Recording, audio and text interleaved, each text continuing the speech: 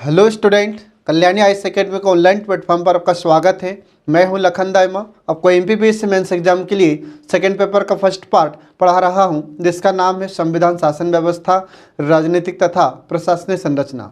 Friend, आज मैं आपको पढ़ाने वाला हूं एनजीओ के बारे में। एनजीओ का फुल फॉर्म होता है इंग्लिश में नॉन गवर्नमेंट ऑर्गेनाइजेशन, जिसे हिंदी में कहा जाता है गैर सरकारी संगठन। तो चलिए फ्रेंड, इसको शुरू करते हैं, जो आपके एग्जाम के लिए बहुत ही इंपॉर्टेंट है। तो गैर सरकारी संगठन, जिसे इंग्लिश में कहते हैं नॉन गवर्नमेंट ऑर्गेनाइजेशन, और उसका शॉर्ट फॉर्म होता है एनजीओ, जो आपको याद रखना होगा। इसका अर्थ क्या है? तो आपसे 3 नंबर में इसका अर्थ पूछा जा सकता है। तो देखिए इसका अर्थ क्या है। तो गैर सरकारी संगठन वैधानिक रूप से गठित संगठन होते हैं जो सरकार से स्वतंत्र होकर काम करते हैं, अर्थ समझ में, और इन्हें आमतौर पर सार्वजनिक हितों के उद्देश्यों को आगे बढ़ाने वाले ऐसे गैर सरकारी समूह के तौर पर देखा जाता है जिनका उद्देश्य लाभ कमाना नहीं होता। ऐसे संगठन को हम गैर सरकारी संगठन कहते हैं, ये आपको याद रखना होगा। या फिर इसके बाद में एक दूसरा भी इसका अर्थ होता है। तो दूसरा अर्थ क्या होता है इनका, कि किसी देश के भीतर ऐसे संगठन समाज के उपेक्षित लोगों के हितों की देखरेख करते हैं, क्योंकि ये लोग स्वयं अपने अधिकार की रक्षा के लिए संगठित समर्थ नहीं होते। ऐसे संगठन उनकी समस्याओं का पता लगाते हैं, उनके कारणों की जांच करते हैं और इन समस्याओं को मुख्यतः कानूनी रूप से सुलझाने के लिए प्रभावित लोगों को उपयुक्त सलाह एवं सहायता देते हैं। ठीक है, ये इसका दूसरा अर्थ हुआ। तो जो आपको इसमें सरल लगे आप उसे याद रख सकते हैं। तो 3 नंबर में इसका अर्थ आपसे पूछा जा सकता है फ्रेंड, तो ये आपको याद रखना होगा। अब इसके बाद देखिए, संयुक्त राष्ट्र संघ की आर्थिक एवं सामाजिक परिषद के द्वारा एक प्रस्ताव 27 फरवरी 1950 को पारित किया गया था, जिसमें कहा गया था कि गैर सरकारी संगठन क्या है। तो इन्होंने कहा था कि गैर सरकारी संगठन वे संगठन है जो बिना लाभ के संगठन के लिए कार्य करते हैं, जो सरकार से स्वतंत्र हो। गैर सरकारी संगठन निचले स्तर पर कार्यकर्ताओं द्वारा एक साथ, ठीक है, कार्य करने हेतु संगठित किया गया एक समूह होता है, जिसके अंतर्गत स्वैच्छिक संगठन, समाज कल्याण समूह, जन समूह, ये सभी आते हैं। ठीक है, तो ये संयुक्त राष्ट्र संघ के द्वारा इसका अर्थ बताया गया है, जो आपको याद रखना है फ्रेंड। इसके बाद फिर विश्व बैंक के अनुसार, तो विश्व बैंक के अनुसार गैर सरकारी संगठन क्या होते हैं, किसे कहते हैं। तो देखिए इसमें विश्व बैंक के अनुसार एनजीओ एक निजी संगठन है जो लोगों का दुख दर्द दूर करने के लिए, निर्धनों के हितों का संवर्धन करने के लिए, इसके बाद फिर बुनियादी सामाजिक सेवाएं प्रदान करने अथवा सामुदायिक विकास की गतिविधियों को बढ़ावा देने के लिए होते हैं। ये विश्व बैंक के अनुसार इसका अर्थ होता है गैर सरकारी संगठन का। ठीक है, तो ये तो सब हमने आपको इसके बारे में बताया, इसका अर्थ हमने आपको बताया है। अब इसके बाद में इसका उद्देश्य क्या होता है। तो इसका उद्देश्य देखिए कि सामाजिक न्याय, विकास और मानव अधिकारों की रक्षा के लिए काम करना, ये इसका मुख्य उद्देश्य होता है गैर सरकारी संगठनों का। ये आपको याद रखना है फ्रेंड। इसके बाद फिर देखिए कि विश्व बैंक ने गैर सरकारी संगठनों को 2 वर्गों में बांटा है। तो विश्व बैंक ने गैर सरकारी संगठनों को 2 वर्गों में बांटा है। तो 2 वर्ग कौन कौन से हो जाते हैं। तो पहला वर्ग इसमें देखिए क्रियात्मक स्वैच्छिक संगठन, जिसे ऑपरेशनल भी कहते हैं। इसका उद्देश्य क्या होता है। तो इसका उद्देश्य होता है कि परियोजनाओं की रूपरेखा तैयार करना और क्रियान्वित करना। इसके बाद फिर क्रियात्मक सरकारी संगठनों को सरकारी संगठन, अंतर्राष्ट्रीय संगठन, समुदाय आधारित संगठन आदि के रूप में इन्हें वर्गीकृत किया जाता है, या आदि के रूप में इन्हें जाना जाता है। इसके बाद फिर दूसरा है कि पैरोकार गैर सरकारी संगठन, इसको एडवोकेसी के इसको कहा जाता है एडवोक्सी। ठीक है, तो इसका उद्देश्य क्या होता है एडवोक्सी ऑर्गेनाइजेशन का या फिर पैरोकार गैर सरकारी संगठन का। तो इसका उद्देश्य होता है कि अंतर्राष्ट्रीय संगठन की नीतियों और पद्धतियों को प्रभावित करना। ठीक है। तो ये दो प्रकार हैं जो आपको याद रखना है। एग्जाम में आपसे क्वेश्चन पूछा जा सकता है कि विश्व बैंक ने गैर सरकारी संगठनों को दो वर्गों में बांटा था, तो बताइए वे दो वर्ग कौन कौन से हैं। तो ये आपको याद रखना होगा फ्रेंड, ये 3 नंबर में आपसे पूछा जा सकता है, तो आपको 3 नंबर में ये लिखना होगा। अब इसके बाद देखिए इसमें आगे, तो योजना आयोग के सदस्य तथा एक अर्थशास्त्री जिनका नाम आपको ध्यान रखना है श्री राजकृष्णा ने गैर सरकारी संगठनों को सरकारी अभिकरणों से निम्नलिखित कारणों से भिन्न बताया था या अलग बताया था। तो इन्होंने किस कारण से इन्हें अलग बताया था, तो देखिए कि एनजीओ के कर्मचारी गरीबों के कष्ट को दूर करने के कार्य में सरकारी कर्मचारी से अधिक समर्पित होते हैं, ये इन्होंने बताया श्री राजकृष्णा ने। इसके बाद फिर दूसरा पॉइंट इन्होंने बताया कि ये सरकारी कर्मचारियों की अपेक्षा गरीबों से बेहतर संबंध रखते हैं। इसके बाद फिर अगला इन्होंने बताया कि ये लचीलेपन के साथ कार्य करते हैं क्योंकि वे नौकरशाही के कठोर नियमों एवं प्रक्रियाओं से बंधे नहीं होते। ठीक है, तो ये आपको याद रखना होगा जो श्री राजकृष्णा के द्वारा बताया गया था गैर सरकारी संगठनों के बारे में, कि ये सरकारी अभिकरणों से कई गुना अच्छे होते हैं या अलग होते हैं। इसके बाद देखिए इसमें गैर सरकारी संगठनों की विशेषताएं। तो गैर सरकारी संगठनों की विशेषताएं कौन कौन सी होती है, तो पहली विशेषता है कि ये स्वायत्त शासित संगठन होते हैं तथा पूर्ण रूप से स्वतंत्र होते हैं। आ रहा समझ में, ये स्वायत्त शासित संगठन होते हैं और ये स्वतंत्र होकर कार्य करते हैं, स्वतंत्र रहकर कार्य करते हैं। इसके बाद फिर इन संगठनों पर सरकार का आंशिक नियंत्रण होता है तथा ये सरकार की प्रशासनिक नीतियों से अलग रहते हुए बिल्कुल मुक्त रूप से कार्य करते हैं। तो सरकार का नियंत्रण तो होता है इन पर, लेकिन बहुत कम। ठीक है, अब सरकार इन पर नियंत्रण क्यों रखती है, क्योंकि सरकार इन्हें अनुदान की राशि देती है या इन्हें अनुदान देती है, इसलिए सरकार का इस पर नियंत्रण होता है। इसके बाद फिर इन संगठनों की स्थापना इनमें कार्य करने वाले लोगों को अपनी इच्छा के आधार पर जनता की भलाई हेतु होती है। ठीक है, इसके बाद फिर ये संगठन स्वपोषित नहीं होते हैं, इनके पास स्वयं के वित्तीय स्रोत बहुत ही कम होते हैं, मतलब इनके पास पैसा बहुत कम होता है। इसके बाद फिर इन संगठनों को बाहरी वित्तीय सहायता की आवश्यकता होती है। तो इनके पास जब खुद के पास पैसा नहीं होता है तो ये बाहरी लोगों से या फिर सरकार से वित्तीय सहायता प्राप्त करते हैं। इसके बाद फिर इसके लिए ये संगठन सरकारी एजेंसी और जो विदेशी दानदाता एजेंसी होती है उन पर ये निर्भर रहते हैं, या फिर हमारे भारत के या उस देश के लोग भी इन्हें दान देते हैं जिससे ये कार्य करते हैं। ठीक है फ्रेंड, ये आपको याद रखना होगा। इसके बाद देखिए इसकी अगली विशेषता है कि ये संगठन सरकार का अंग नहीं होते, इसलिए इनका कोई राजनीतिक लक्ष्य भी नहीं होता। इसके बाद फिर ये धरती से अधिक जुड़े हुए होते हैं और विचारों को स्वतंत्र रूप से व्यक्त करते हैं। धरती से जुड़े हुए मतलब ये लोगों से जुड़े हुए होते हैं, लोगों के संपर्क में अधिक होते हैं। इसके बाद फिर ये स्वायत्त होते हैं परंतु राज्य के प्राधिकार से बाहर नहीं होते। समाज के एक बड़े क्षेत्र को आच्छादित करते हैं तथा संगठित समाज होते हैं ये, मतलब इसमें बहुत सारे लोग शामिल होते हैं। ठीक है, और ये संगठित होते हैं, संगठन में रहकर कार्य करते हैं ये लोग। इसके बाद फिर इन संगठनों के प्रयासों से मानव कल्याण, विश्व बंधुत्व तथा लोक कल्याणकारी समाज की स्थापना हेतु प्रयास किए जा रहे हैं। इसके बाद फिर अगली विशेषता होती है कि ये संगठन निजी संगठनों के लाभ प्राप्त करने के उद्देश्य के स्थान पर जन कल्याण के लिए कार्य करते हैं। आ रहा समझ में, ये आपको ध्यान रखना होगा फ्रेंड। जो निजी संगठन होते हैं तो निजी संगठनों का मूल उद्देश्य होता है लाभ प्राप्त करना, जबकि इन गैर सरकारी संगठनों का मूल उद्देश्य होता है जनता का कल्याण करना। ठीक है, ये आपको याद रखना है। इसके बाद फिर अगली विशेषता है कि ये संगठन योजनाबद्ध तरीके से एक लक्ष्य को लेकर अपनी संपूर्ण कार्यनीतियां तय करते हैं।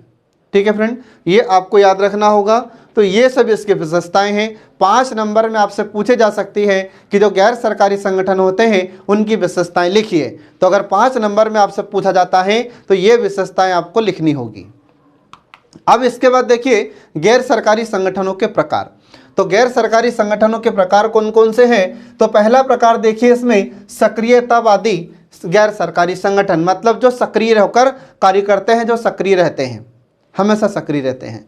तो ऐसे एनजीओ या ऐसे गैर सरकारी संगठन सक्रियतावाद को अपने लक्ष्य तक पहुंचने का प्राथमिक साधन समझते हैं, क्योंकि इन्हें विश्वास नहीं होता कि ये अधिकारियों को किसी ढंग या किसी अन्य ढंग से कार्य करने हेतु तैयार कर सकते हैं। ठीक है, ये इसका पहला प्रकार हुआ। उदाहरण के लिए देखिए, उदाहरण के लिए नर्मदा बचाओ आंदोलन जो चलाया जा रहा है, तो यह एक ऐसा आंदोलन है जिसने मध्य भारत में नर्मदा नदी पर बांधों की एक श्रृंखला के निर्माण का विरोध किया था। आ रहा समझ में? इसके बाद फिर दूसरा प्रकार होता है कि रिसर्च संबंधी गैर सरकारी संगठन। तो ये ऐसे गैर सरकारी संगठन होते हैं या ऐसे एनजीओ होते हैं किसी विषय या मुद्दे का सघन तथा गहन विश्लेषण करते हैं और सरकार, उद्योग जगत या अन्य एजेंसियों के साथ मिलकर सार्वजनिक नीतियों को प्रभावित करने के लिए जनमत को तैयार करते हैं। तो इसके लिए उदाहरण एक, तो देखिए इसका उदाहरण क्या है? तो इसका उदाहरण है कि centre for science and environment जो पर्यावरण से संबंधित कार्य में संलग्न है, पर्यावरण से संबंधित कार्य करता है यह एनजीओ। ठीक है, तो ये आपको ध्यान रखना होगा। तो इसके बाद में इसका तीसरा प्रकार देखिए, परंपरागत विकास से संबंधित एनजीओ या गैर सरकारी संगठन। तो यह गैर सरकारी संगठन सीधे तौर पर जनता से जुड़ा हुआ होता है और गांव तथा जनजातीय क्षेत्रों में जाते हैं ये संगठन के लोग, तथा शिक्षा, स्वास्थ्य, स्वच्छता, ग्रामीण विकास आदि से संबंधित आधारभूत विकास के कार्य ये संगठन के सदस्य करते हैं। उदाहरण के लिए भारत में बाबा आमटे के द्वारा स्थापित कुष्ठ रोगियों को चिकित्सा हेतु उपचार केंद्र जो स्थापित किया गया था, यह इसी प्रकार का एक गैर सरकारी संगठन था। ठीक है, तो ये हमने आपको बताया फ्रेंड गैर सरकारी संगठन के प्रकार। तो एग्जाम में आपसे 3 नंबर में अगर क्वेश्चन पूछा जाता है कि गैर सरकारी संगठन के प्रकार बताइए, तो आपको सिर्फ हेडिंग लिखकर खत्म कर देना है। और अगर 5 नंबर में क्वेश्चन पूछा जाता है तो आपको साइड हेडिंग लिखकर इसका वर्णन भी करना होगा। ठीक है, अब इसके बाद देखिए गैर सरकारी संगठनों का उद्भव। तो गैर सरकारी संगठन का उद्भव कैसे हुआ था? तो देखिए इसमें, तो संयुक्त राष्ट्र संघ के पूर्व महासचिव कोफी अन्नान ने कहा था कि 21वीं शताब्दी और गैर सरकारी संगठनों का युग कहलाएगी। ये इन्होंने कहा था कोफी अन्नान ने। कोफी अन्नान कौन थे? तो संयुक्त राष्ट्र संघ के पूर्व महासचिव थे। इन्होंने कहा था कि जो 21वीं सदी है तो 21वीं सदी गैर सरकारी संगठनों का युग कहलाएगी। तो ये आपको ध्यान रखना है। इसके बाद फिर वैश्विक स्तर पर एनजीओज की शुरुआत सर्वप्रथम 70 के दशक में संयुक्त राज्य अमेरिका में हुई थी। ये आपको ध्यान रखना फ्रेंड। इसके बाद फिर एनजीओज राज्य के अंग नहीं होते। ठीक है, यह राज्य की परिधि में आते हैं, राज्य के अधिकार क्षेत्र में आते हैं और राज्य के नियमों के द्वारा इन्हें नियंत्रित भी किया जाता है। सरकार इन्हें नियंत्रित भी करती है और इस प्रकार राज्य और एनजीओ दोनों एक साथ एक दूसरे के सहयोग एवं समन्वय स्थापित करते हुए उन्नति का लक्ष्य प्राप्त करते हैं। ठीक है, तो एनजीओ और हमारे सरकार दोनों ही मिलकर इसमें कार्य करते हैं जिससे उन्नति का मार्ग प्रशस्त होता है। इसके बाद फिर अगला देखिए इसमें कि अंतर्राष्ट्रीय गैर सरकारी संगठनों का इतिहास 1839 से प्रारंभ हुआ था। ये आपको ध्यान रखना होगा। ठीक है, तो 1839 में गैर सरकारी संगठनों की शुरुआत होती है। इसके बाद फिर 1914 में, तो 1914 तक विश्व में 1083 गैर सरकारी संगठन थे जो दासता मतलब गुलामी, महिलाओं के मताधिकार, निशस्त्रीकरण आदि क्षेत्रों में काम कर रहे थे। फिर 1945 में 1945 में संयुक्त राष्ट्र संगठन या संयुक्त राष्ट्र संघ यूएनओ के अस्तित्व में आने के बाद विश्व भर में या पूरे विश्व में गैर सरकारी संगठनों की संख्या में वृद्धि होती गई। फिर धीरे धीरे विश्व के तमाम देशों में ये गैर सरकारी संगठनों की स्थापना की जाने लगी और आज हम देखते हैं कि हमारे भारत में भी बहुत सारे गैर सरकारी संगठन कार्यरत हैं।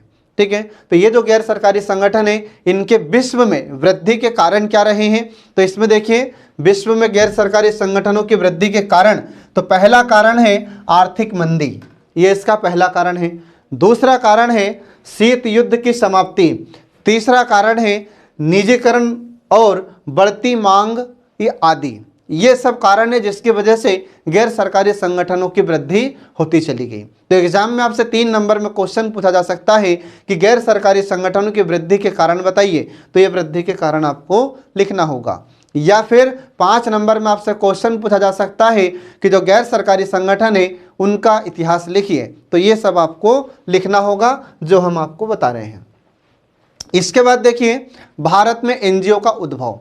अब भारत में एनजीओ का उद्भव कैसे हुआ, तो देखिए इसमें, तो भारत में स्वयं सेवा के माध्यम से कुछ संगठन भारत में स्थापित किए जाने लगे। उदाहरण के लिए हमारे भारत में कुछ संगठन स्थापित हुए थे, जैसे फ्रेंड इन नीड सोसाइटी, यह 1858 में स्थापित हुआ।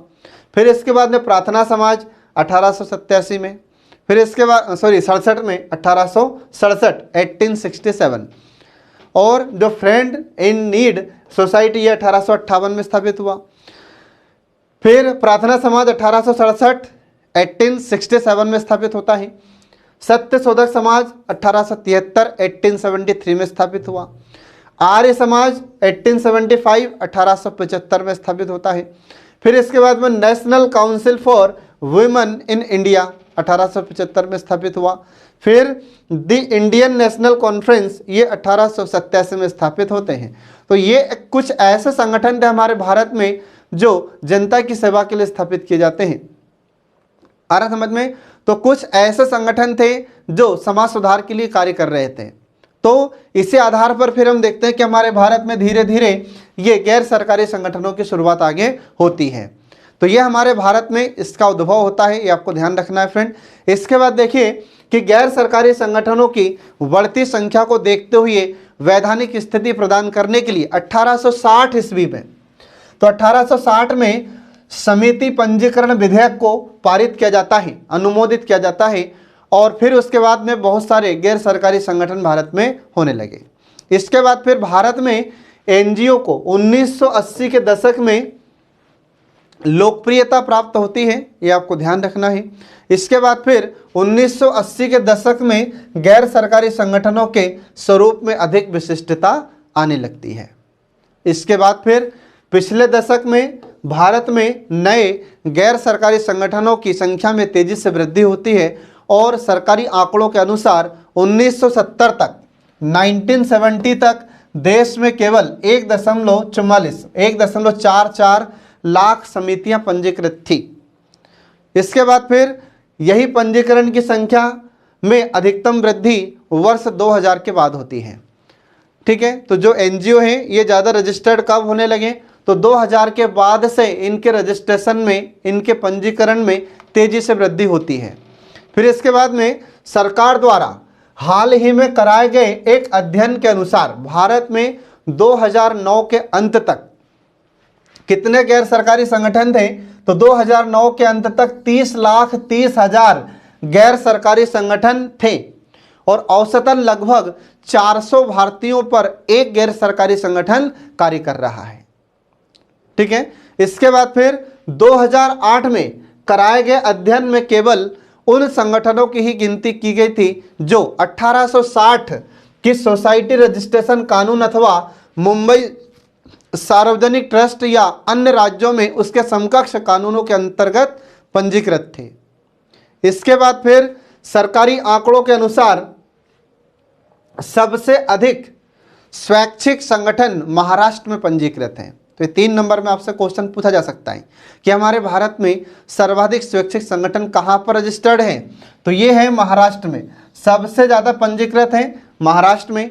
उसके बाद फिर आंध्र प्रदेश में, उसके बाद फिर उत्तर प्रदेश में ये संगठन पंजीकृत हैं, जो आपको याद रखना होगा फ्रेंड। तो एग्जाम में आपसे क्वेश्चन पूछा जा सकता है कि हमारे भारत में सर्वाधिक गैर सरकारी संगठन पंजीकृत किस राज्य में है, तो ये महाराष्ट्र में आपको याद रखना होगा। अब इसके बाद देखिए स्वतंत्रता से पूर्व हमारे भारत में गैर सरकारी संगठन और उनसे संबंधित कुछ गतिविधियां जो आपको ध्यान रखना होगा। तो स्वतंत्रता से पूर्व की गतिविधियां देखिए हमारे भारत में कि समाज कल्याण, स्वतंत्रता आंदोलन से संबद्ध रचनात्मक कार्य लोगों के द्वारा किया जाता था जो गांधी जी के विचारों पर कार्य करते थे। गांधी जी के जो विचार थे उन विचारों के आधार पर हमारे भारत में बहुत सारे सामाजिक कार्यकर्ता कार्य करते थे, समाज कल्याण के लिए कार्य करते थे, स्वतंत्रता के लिए आंदोलन करते थे। ठीक है, फिर इसके बाद में भारत को स्वतंत्रता प्राप्त हुई और स्वतंत्रता प्राप्ति के पश्चात हमारे भारत में 1950 से 1970 के बीच गैर सरकारी संगठन से संबंधित कुछ गतिविधियां हैं जो आपको याद रखना होगा। तो 1950 से 1970 के बीच में जो गतिविधियां हुई है तो उसमें देखिए समाज कल्याण से संबंधित कार्य किए जाने लगे।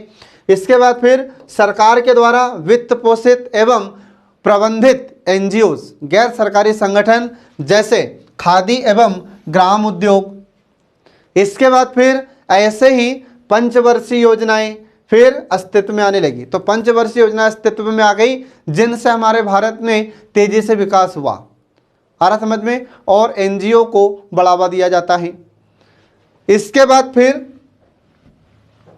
आगे देखिए इसमें 1970 से 1990 के बीच, तो 1970 से 1990 के बीच हमारे भारत में गैर सरकारी संगठन से संबंधित गतिविधियां कौन कौन सी होती है तो देखिए इसमें।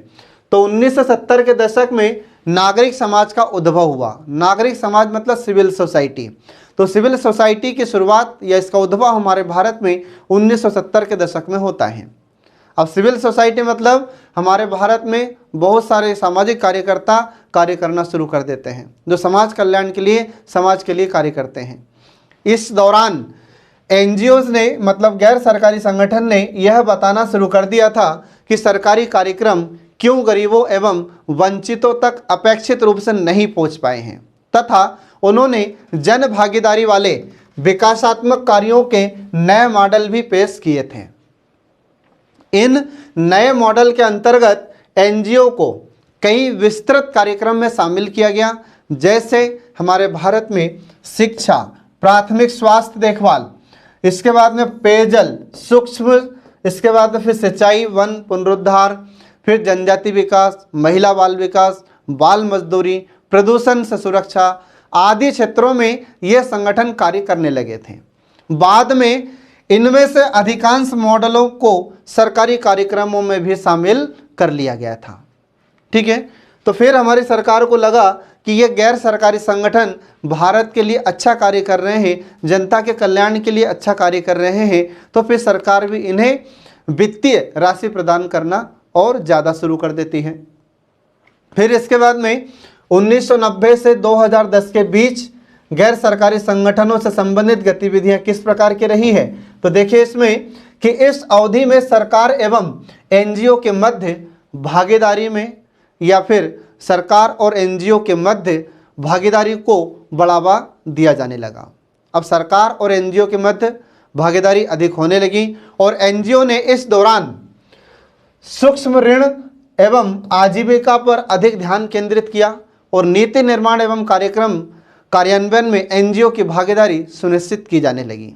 फिर इसके बाद में धीरे धीरे हमारे भारत में विभिन्न क्षेत्रों में ये एनजीओ कार्य करने लगे। तो आज हम देखते हैं हमारे भारत में वर्तमान में कि स्वास्थ्य के क्षेत्र में गैर सरकारी संगठन कार्य कर रहे हैं, लोगों को शिक्षा के क्षेत्र में जागरूक करने के लिए गैर सरकारी संगठन कार्य कर रहे हैं। इसके बाद हमारे भारत में कई बार जब आपदा आती है तो आपदा के समय पर भी ये गैर सरकारी संगठन हमारी सहायता करते हैं। ठीक है फ्रेंड, तो ये आपको याद रखना होगा। अब इसके बाद देखिए कि एनजीओ के वित्त पोषण के मामले में सरकार का योगदान सबसे अधिक रहा है। मतलब ये वित्त कहाँ से प्राप्त करते हैं ये गैर सरकारी संगठन, तो ये वित्त हमारी सरकार से ही प्राप्त करते हैं, इसके बाद ही ये कार्य कर पाते हैं। इसके बाद फिर 11वीं योजना में इन गैर सरकारी संगठनों के लिए सामाजिक क्षेत्र के लिए 1 खरब, ठीक है, कितना 1 खरब 80 अरब रुपए अलग से निर्धारित किए गए थे। इसके बाद विदेशों से प्राप्त होने वाली सहायता का स्थान आता है। तो सबसे ज़्यादा इन्हें किससे अनुदान प्राप्त होता है? हमारी भारत सरकार से।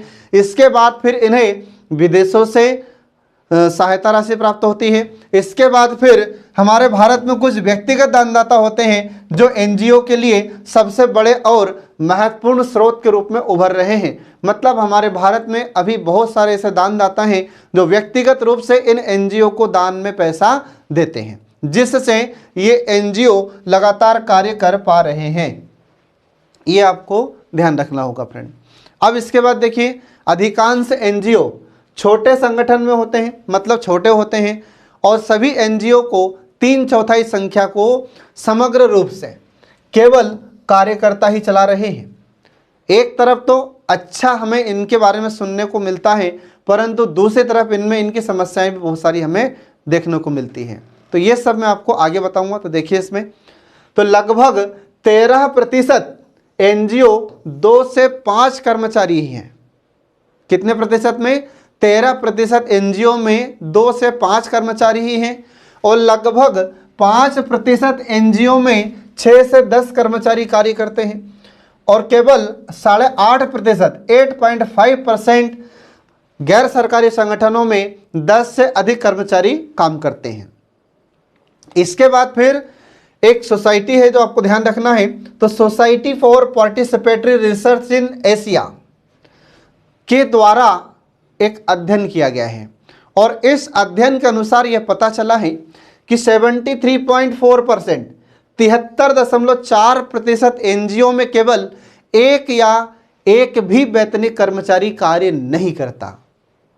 इसके बाद फिर देश भर में 1,90,00,000 से अधिक लोग एनजीओ में या तो स्वयंसेवक या फिर वेतनभोगी कर्मचारी के रूप में काम कर रहे हैं। ये एनजीओ में दर्शाया जाता है कितने कर्मचारी हमारे यहाँ पर कार्य कर रहे हैं वेतनभोगी के रूप में, जबकि ऐसा वास्तव में कुछ भी नहीं है। मतलब क्या हुआ कि एक तरफ तो ये एनजीओ देश के कल्याण के लिए, समाज कल्याण के लिए कार्य कर रहे हैं, और दूसरी तरफ कुछ ऐसे लोग हैं इसमें कार्यकर्ता लोग जो भ्रष्टाचार को बढ़ावा दे रहे हैं। ठीक है, जो सिर्फ एनजीओ नाम मात्र के हैं। ठीक है, तो आगे देखिए, इसमें एनजीओ का पंजीकरण प्राय भारतीय कंपनी अधिनियम 1956 की धारा 25 के तहत ट्रस्ट, सोसाइटी अथवा लाभ के लिए काम न करने वाली निजी कंपनी के रूप में होता है। ये आपको ध्यान रखना है फ्रेंड। एग्जाम में आपसे क्वेश्चन पूछा जा सकता है कि हमारे भारत में जो एनजीओ होते हैं, तो एनजीओ कि किस अधिनियम के तहत रजिस्टर्ड होते हैं? तो कंपनी अधिनियम 1956 की धारा 25 के तहत जो ट्रस्ट सोसाइटी होती है उसके तहत ये रजिस्टर्ड होते हैं, और ये लाभ न कमाने वाली संस्था के रूप में रजिस्टर्ड होते हैं। लाभ कमाना इनका उद्देश्य नहीं है। इनका उद्देश्य क्या है? जन कल्याण इनका मुख्य उद्देश्य होता है। इसके बाद उन्हें आयकर में छूट का लाभ भी मिलता है, और लाभ न कमाने वाले संगठनों को मिलने वाले विदेशी चंदे की देखरेख के लिए विदेशी चंदा विनियामक अधिनियम के तहत होती है। ठीक है, तो ये जो संगठन होते हैं इन्हें चंदा भी प्राप्त होता है, विदेशों से इनको आय प्राप्त होती है, विदेशों से इन्हें सहायता राशि प्राप्त होती है। तो इन्हें जो चंदा प्राप्त होता है उसकी जानकारी के लिए, उसकी देखरेख करने के लिए एक विनियामक अधिनियम कार्य कर रहा है, जो आपको याद रखना है। शॉर्ट फॉर्म में उसको नाम दिया गया है FCRA 1976। ठीक है, तो विदेशी चंदा विनियामक अधिनियम 1976 के तहत इस पर निगरानी की जाती है। ये आपको ध्यान रखना होगा फ्रेंड। अब इसके बाद देखिए, हमारे भारत में कुछ एनजीओ हैं जो कार्य कर रहे हैं।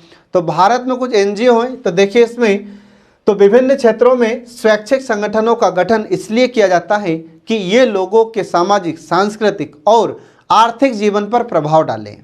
ठीक है, पर्यावरण, स्वास्थ्य सेवा, है ना। इसके बाद फिर भ्रष्टाचार विरोध, बाल श्रम उन्मूलन शिक्षा, इसके बाद महिलाओं और बच्चों के मानव अधिकार का संरक्षण और उपभोक्ता संरक्षण आदि के क्षेत्र में एनजीओ कार्य कर रहे हैं। तो ये हमारे भारत में बहुत सारे एनजीओ हैं जो लगातार जन कल्याणकारी कार्य कर रहे हैं। तो हमारे भारत में कौन कौन से सक्रिय एनजीओ हैं? तो इसमें देखिए, भारत में सक्रिय एनजीओ में पहला बाल श्रम उन्मूलन से संबंधित एनजीओ। तो भारत में बाल श्रम उन्मूलन से संबंधित कुछ एनजीओ हैं, मतलब कुछ ऐसे एनजीओ हमारे भारत में कार्य कर रहे हैं जो बाल श्रम का उन्मूलन चाहते हैं, जो बाल मजदूरी करते हैं, छोटे छोटे बच्चे होते हैं, इनसे काम करवाया जाता है, तो इस बुराई को खत्म करने के लिए कार्य कर रहे हैं।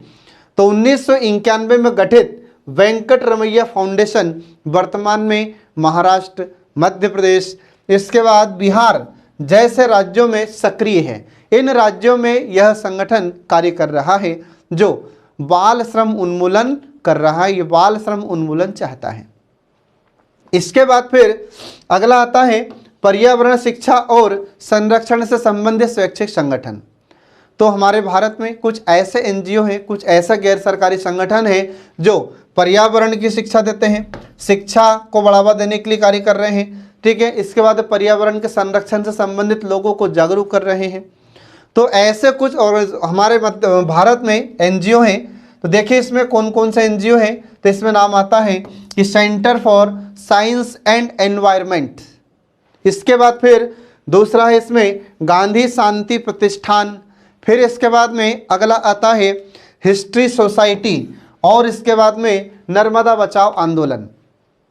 तो ये कुछ ऐसे संगठन या आंदोलन है जो हमारे भारत में पर्यावरण की सुरक्षा के लिए कार्य कर रहे हैं या फिर लोगों को शिक्षा के लिए जागरूक कर रहे हैं। इसके बाद में पर्यावरण को बचाने के लिए लोगों को शिक्षित कर रहे हैं, लोगों को जागरूक कर रहे हैं, ठीक है।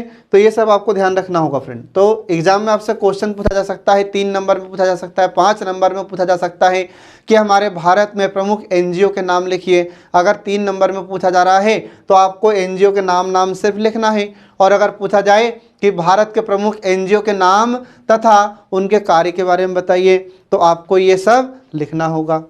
फिर इसके बाद में अगला आता है भ्रष्टाचार के विरुद्ध सक्रिय कुछ एनजीओ। तो भ्रष्टाचार के विरुद्ध हमारे भारत में कुछ सक्रिय एनजीओ हैं जिसका नाम है इंडिया अगेंस्ट करप्शन और आवाज़, ठीक है। तो इंडिया अगेंस्ट करप्शन और आवाज़, ये 2 ऐसे एनजीओ हमारे भारत में हैं जो भ्रष्टाचार के खिलाफ कार्य कर रहे हैं, भ्रष्टाचार के खिलाफ लोगों को जागरूक करते हैं कि भ्रष्टाचार का विरोध कैसे किया जाए, इसके लिए लोगों को जानकारी देते हैं। ये बताते हैं कि हमें किसी भी भ्रष्ट अधिकारी को रिश्वत नहीं देना है, और अगर ऐसा कोई भ्रष्ट अधिकारी किसी की नज़र में आता है या कोई व्यक्ति ऐसे भ्रष्ट अधिकारी के बारे में जानता है तो उसकी सूचना सरकार तक अवश्य पहुंचाएं। इसके बाद फिर अगला ऐसा ही एक संगठन है जिसका नाम है 5th पिलर इंडिया। ये चेन्नई में स्थित है और यह संगठन भ्रष्टाचार विरोधी एनजीओ का एक ऐसा संगठन है जिसने देश में भ्रष्टाचार के विरुद्ध कार्रवाई की है या भ्रष्टाचार के विरुद्ध इसने प्रदर्शन किया है। इसके बाद भ्रष्टाचार के विरुद्ध देश के प्रसार के लिए 0 रुपए के नोट की शुरुआत भी इसने की थी। मतलब यह है कि हमें कोई भी कार्य कराने के बदले किसी भी अधिकारी को या किसी भी कर्मचारी को रिश्वत नहीं देना है, ठीक है। इसके बाद फिर अगला देखिए इसमें कि महिलाओं और बालिकाओं के कल्याण हेतु कुछ एनजीओ। तो इसमें कौन कौन से एनजीओ कार्य कर रहे हैं। तो इसमें सेंटर फॉर सोशल रिसर्च सन 1983 में यह महिलाओं और बालिकाओं के कल्याण के लिए कार्य कर रहा है, ये आपको ध्यान रखना फ्रेंड। फिर इसके बाद में ऐसे शिक्षित करने के लिए, तो शिक्षित करने के लिए कौन कौन से एनजीओ कार्य कर रहे हैं। तो इसमें आता है all India human right association. तो यह लोगों को अपने अधिकारों और विशेष अधिकारों के बारे में शिक्षित करने का कार्य कर रहा है, ठीक है। ये आपको ध्यान रखना फ्रेंड। इसके बाद में फिर ऐसे ही अगला आ जाता है कि उपभोक्ताओं के हितों और अधिकारों के संरक्षण हेतु एनजीओ। तो हमारे भारत में कुछ ऐसे एनजीओ हैं, कुछ ऐसे गैर सरकारी संगठन हैं जो उपभोक्ताओं के हितों, उपभोक्ताओं के कल्याण और उनके अधिकारों की रक्षा करता है, रक्षा करने के लिए लोगों को जागरूक करता है। तो ऐसे कुछ एनजीओ के नाम आपको याद रखना है। तो नाम है consumer education and research centre, ये इसमें प्रमुख है। इसके बाद फिर यह संगठन अनुसंधान और अनुरक्षण के जरिए विभिन्न परियोजनाओं पर काम करता है, ठीक है। तो ये आपको ध्यान रखना फ्रेंड। तो ये हमारे भारत में कुछ महत्वपूर्ण एनजीओ हैं जिनके नाम आपको ध्यान रखना है। तो यदि आपसे 3 नंबर में क्वेश्चन पूछा जाता है कि भारत के प्रमुख एनजीओ के नाम लिखिए, तो आपको सिर्फ इनके नाम लिखना है। और अगर ये पूछा जाता है कि हमारे भारत में उन एनजीओ के नाम लिखिए जो विभिन्न कार्य कर रहे हैं, तो आपको फिर ये इस प्रकार से लिखना होगा। ठीक है फ्रेंड, तो इसके साथ ही आज का हमारा यह सेशन समाप्त होता है। इस टॉपिक से आपसे क्वेश्चन 3 नंबर के पूछे जा सकते हैं, 5 नंबर के पूछे जा सकते हैं और 11 नंबर के क्वेश्चन भी आपसे पूछे जा सकते हैं। तो जैसा आपसे क्वेश्चन पूछा जाए वैसे आपको आंसर लिखना होगा। ठीक है, तो इसी के साथ आज का हमारे सेशन समाप्त हुआ। नेक्स्ट वीडियो हम आपके लिए लेकर प्रस्तुत होंगे। तब तक के लिए जय हिंद।